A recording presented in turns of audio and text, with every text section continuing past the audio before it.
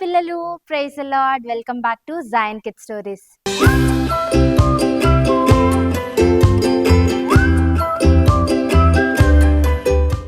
మనం ఈరోజు ఒక స్టోరీ చెప్పుకుందాం.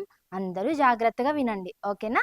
ఒక ఊరిలో ఆనంద్ అండ్ రాబర్ట్ అనే ఇద్దరు బెస్ట్ ఫ్రెండ్స్ ఉండేవారు. ఒక రోజు వీళ్ళిద్దరు గబగబా స్కూల్కి రెడీ అయిపోయి రోడ్డు మీద నడుచుకుంటూ వెళ్తూ ఇలా మాట్లాడుకున్నారు. ఆనంద్ రాబర్ట్తో ఇలా అన్నాడు: రే రాబర్ట్, తొందర నడవరా, స్కూల్కి లేట్ అయిపోతుంది.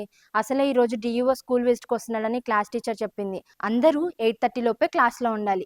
ఎవరైనా లేటుగా వచ్చినా, అసలు క్లాస్కే రాకపోయినా పనిష్మెంట్ ఇస్తా అని గట్టి వార్నింగ్ కూడా ఇచ్చింది, గుర్తులేదా అని అన్నాడు. పిల్లలు, మీరు కూడా చాలాసార్లు స్కూల్కి లేట్గా వెళ్ళి మీ సార్ అండ్ మేడం వాళ్ళ చేతిలో దెబ్బలు తిన్నారు కదూ, నాకు తెలుసు. అందుకే రాబర్ట్ వెంటనే ఆనంద్తో, అమ్మో అవునరా, స్కూల్కి లేట్గా వెళ్తే మేడం మనల్ని కొడతారు, పద తొందరగా వెళ్ళిపోదాం అని ఫాస్ట్గా నడవడం మొదలుపెట్టారు. అలా వాళ్ళు ఫాస్ట్గా నడుచుకుంటూ వెళ్తున్నప్పుడు రాబర్ట్ వాళ్ళ స్కూల్ యూనిఫామ్ వేసుకున్న ఒక అబ్బాయి సైకిల్ మీద స్పీడ్గా వచ్చేసి మెల్లిగా నడుచుకుంటూ వస్తున్న ఒక ముసలాయన్ని గుద్దేశాడు. పిల్లలు, సాధారణంగా మన ముందు ఎవరైనా కింద పడిపోతే మనం వాళ్ళని లేపి ఏమైనా దెబ్బలు తగిలాయా అని అడుగుతాం కదా. కానీ ఆ సైకిల్ మీద వచ్చి గుద్దేసిన అబ్బాయి ఆ తాతయ్యను ఏమైనా దెబ్బలు తగిలాయా తాతయ్య అని కూడా అడగకుండా వెళ్ళిపోయాడు. వెరీ బ్యాడ్ బాయ్ కదా పిల్లలు. ఇది జరగడం చూసిన రాబర్ట్ ఆనంద్తో, అరే ఆనంద్, పాపం రా, ఎవరో ముసలాయన రోడ్డు పక్కన పడిపోయాడు, వెళ్ళి చూద్దామా అని అడిగాడు. వెంటనే ఆనంద్ విసుక్కుంటూ, నీకేమైనా బుద్ధుందారా, అవతల స్కూల్కి టైం అయిపోతుంది, మనల్ని లేట్గా వెళ్తే కొడతారు అంటే నువ్వేమో ఇక్కడ పెత్తనాలు చేద్దామంటో, పోరా పో అంటూ స్కూల్కి పరిగెత్తుకుంటూ వెళ్ళిపోయాడు. కానీ రాబర్ట్ మాత్రం ఆ తాతయ్య దగ్గరికి వెళ్ళి చూశాడు. పాపం ఆ తాతయ్య ఆ రోడ్డు మీద పడుకొని ఇలా మూలుగుతూ ఉన్నాడు. వెంటనే రాబర్ట్ ఆ తాతయ్యకి తన చెయ్యందించి, లేవండి తాతయ్య అని నిలబెడుతుంటే ఆ తాతయ్య మోకాలు చిట్లి రక్తం కారడం చూశాడు. రాబర్ట్కి చాలా బాధగా అనిపించింది. పిల్లలు, మెల్లగా ఆ తాతయ్యని నిలబెట్టి రాబర్ట్ పాకెట్లో ఉన్న కర్చీఫ్తో ఆ రక్తాన్ని తుడిచి ఇంకా రక్తం కారకుండా ఆ కర్చీఫ్ని మోకాలికి కట్టాడు. రాబర్ట్ అలా అటు ఇటు చూస్తుంటే ఒక హాస్పిటల్ కనిపించింది. ఇంకా ఆ తాతయ్యని చిన్నగా నడిపించుకుంటూ ఆ హాస్పిటల్ తీసుకెళ్లి ఫస్ట్ ఎయిడ్ చేపించి వాళ్ళ ఇంటి దగ్గర డ్రాప్ చేసి వచ్చాడు. ఇంకా స్కూల్కి పరిగెట్టడం మొదలు పెట్టాడే కానీ రాబర్ట్కి చాలా భయంగా ఉంది. రాబర్ట్ తన మనసులో ఇలా అనుకుంటున్నాడు: కొంచెం లేట్ అయితేనే మా క్లాస్ టీచర్ నా వీపు పగలగొట్టేది, అట్లాంటిది ఈరోజు గంటకు పైగా లేట్ అయింది, ఈరోజు నా పని అయిపోయిందిలే, నేను ఒకవేళ ఇలా అయింది అని చెప్పినా వాళ్ళు నమ్మరు అని భయంతోనే స్కూల్ వరకు వచ్చేసాడు. స్కూల్ మొత్తం హడావిడిగా ఉంది. రాబర్ట్కి అర్థమైంది డిఈఓ స్కూల్కి వచ్చాడు అని. ఇంకా ఊపిరి బిగబట్టుకొని స్కూల్ గేట్ ముందు నించొని ఉన్నాడు. అలోపు డిఈఓ వచ్చి, నీ పేరేంటి అని రాబర్ట్ని అడిగాడు. వెంటనే, నా పేరు రాబర్ట్ సార్ అని చెప్పాడు. ఎందుకు లేట్గా వచ్చావు, రోజు ఇంతేనా అని డిఈఓ చాలా కోపంగా అడిగాడు. ఇంకా రాబర్ట్ భయపడుతూనే జరిగిందంతా చెప్పాడు. ఇది విన్న డిఈఓ సార్ చాలా హ్యాపీగా, నువ్వే నా అబ్బాయివి, నేను ఇప్పుడే స్కూల్కి వస్తూ చూశాను, ఎవరో మంచి కుర్రాడు అని కూడా అనుకున్నాను, సబాష్, వెరీ గుడ్, చాలా మంచి పని చేసావు అని షేక్ హ్యాండ్ ఇచ్చాడు. ఇంకా డిఈఓ సార్ ఈ విషయాన్ని అక్కడ ఉన్న టీచర్స్ అందరికీ చెప్తే అందరూ రాబర్ట్ని మెచ్చుకున్నారు.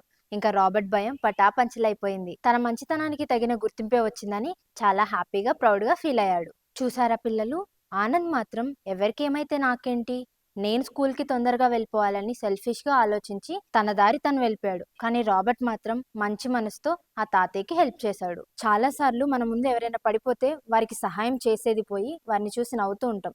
అప్పుడప్పుడు ఆనంద్ లాగా ఎవరికేమైతే నాకేంటి అని సెల్ఫిష్గా ఉంటాం.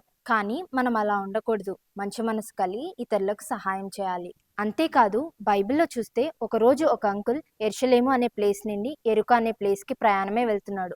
అలా వెళ్తున్నప్పుడు దారిలో కొంతమంది దొంగలు అంకుల్ దగ్గరకు వచ్చి తన దగ్గరున్న డబ్బును వస్తువులను లాగేసుకున్నారు. అలా లాగేసుకోవడమే కాక తనను బాగా కొట్టి దారి పక్కన పడేసి వెళ్ళిపోయారు. పాపం ఆ అంకుల్ ఒళ్ళంతా గాయాలతో బాధపడుతూ నడవలేని స్థితిలో కొన ప్రాణంతో ఉన్నాడు. పిల్లలు, అలోపు ఆ దారిలో ఒక యాజకుడు వెళ్తూ పడిపోయిన ఈ అంకుల్ని చూశాడు. కానీ ఈ అంకుల్కి ఏం హెల్ప్ చేయకుండా వెళ్ళిపోయాడు. కొంచెం సేపు అయిన తర్వాత లేవీడు అనే ఒక ఆయన కూడా ఆ దారిలోనే వెళ్ళాడు. కానీ అతను కూడా తనకేమీ పట్టనట్లుగా ఆ అంకుల్ని పట్టించుకోకుండా వెళ్ళిపోయాడు.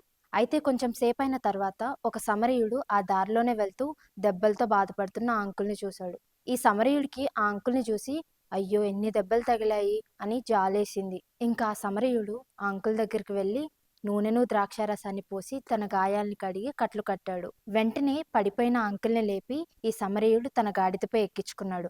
మరి పాతకాలంలో బైక్స్, కార్స్ ఉండేవి కాదు కదా, డాంకీస్, క్యామెల్స్, హార్సెస్ మీదనే ప్రయాణం చేసేవారు. అందుకే ఈ సమరయుడు తన గాడిదపై ఆ అంకుల్ని ఎక్కించుకొని పక్కన ఊర్లో ఉన్న ఒక పనిచేసే అంకుల్ వాళ్ళ ఇంట్లో డ్రాప్ చేశాడు. ఆ పనిచేసే అంకుల్కి 2 దేనారములు ఇచ్చి, ఈ వ్యక్తిని మంచిగా చూసుకో, ఒకవేళ ఈ డబ్బు సరిపోక నువ్వేమన్నా ఖర్చు చేస్తే నేను వచ్చాక ఆ డబ్బుని నీకు తిరిగిస్తాను అని చెప్పి వెళ్ళాడు. ఇక్కడ ఈ దెబ్బలతో రోడ్డు పక్కన పడిపోయిన అంకుల్కి ఎవరు హెల్ప్ చేశారా? యాజకుడా, లేవీయుడా, సమరయుడా? సమరయుడు కదా హెల్ప్ చేసింది. ఈ సమరయుడు తన మంచి మనసుతో ఆ అంకుల్కి హెల్ప్ చేశాడు కాబట్టి ఈ అంకుల్కి ఏం పేరు వచ్చిందో తెలుసా? మంచి సమరయుడు, గుడ్ సమారిటన్ అని పేరు వచ్చింది. కాబట్టి మనం కూడా రాబర్ట్ లాగా, మంచి సమరయుడు లాగా మంచి మనసుతో ఇతరులకు హెల్ప్ చేయాలి. అలా మనం ఇతరులకు హెల్ప్ చేసినప్పుడు రాబర్ట్ని అందరూ ఎలా మెచ్చుకున్నారో, సమరయుడికి మంచి సమరయుడు అని పేరు ఎలా వచ్చిందో యేసయ్య కూడా మనల్ని వెరీ గుడ్ అని మెచ్చుకుంటారు. అప్పుడప్పుడు మనం అందరికీ హెల్ప్ చేస్తాం కానీ మనకెవరు హెల్ప్ చేయరు కదా. అట్లా లోన్లీగా ఫీల్ అవుతున్న టైంలో యేసయ్య ఈ సమయంలో నాకు హెల్ప్ చేయవా, నాకు సహాయం చేయవా అని ప్రేయర్ చేసుకుంటే యేసయ్య మనకు తప్పకుండా సహాయం చేస్తాడు పిల్లలు. సో ఇప్పటి నుండి మనం కూడా ఇతరులకు హెల్ప్ చేసే వాళ్ళలాగా ఉందామా? ఓకే పిల్లలు, కళ్ళు మూసుకొని చిన్న ప్రేయర్ చేసుకుందాం. ప్రేమ కలిగిన యేసయ్య, కృప కలిగిన తండ్రి, ఇప్పటి వరకు మీరు మాతో మాట్లాడిన ప్రతి మాటను బట్టి మీకు వందనాలు. మేము ఆనంద్ లాగా ఎవరికి ఏమైతే మాకేంటి అని సెల్ఫిష్గా ఉండడానికి లేదయ్యా. మేము కూడా రాబర్ట్ లాగా, మంచి సమరయుడు లాగా మంచి మనసు కలిగి ఇతరులకు హెల్ప్ చేసే మనసును మాకు దయచేయండి. మాకు కూడా మీరే హెల్ప్ చేయండి. యేసు నామమున అడుగుతున్నాము తండ్రి, ఆమేన్. ఓకే పిల్లలు, it's time for memory verse. ఈరోజు మంచి మెమరీ వర్స్ నేర్చుకుందామా? ఎఫ్ఎస్సి 4:32. ఒకని ఎడల ఒకరు దయ కలిగి కరుణా హృదయులై ఉండుడి. ఓకే పిల్లలు, క్వశ్చన్స్కి రెడీగా ఉన్నారా? First question, Robert and Anand స్కూల్కి వెళ్తున్నప్పుడు ఎవరు పడిపోవడం చూశారు? సెకండ్ క్వశ్చన్, రాబర్ట్ అండ్ ఆనంద్లో ఎవరు ఆ తాతయ్యకు హెల్ప్ చేశారు?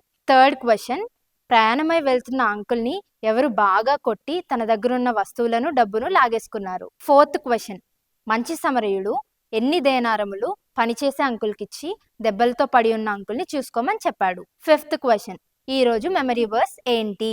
వీటిని మీరు తప్పకుండా కింద కమెంట్ చేయండి.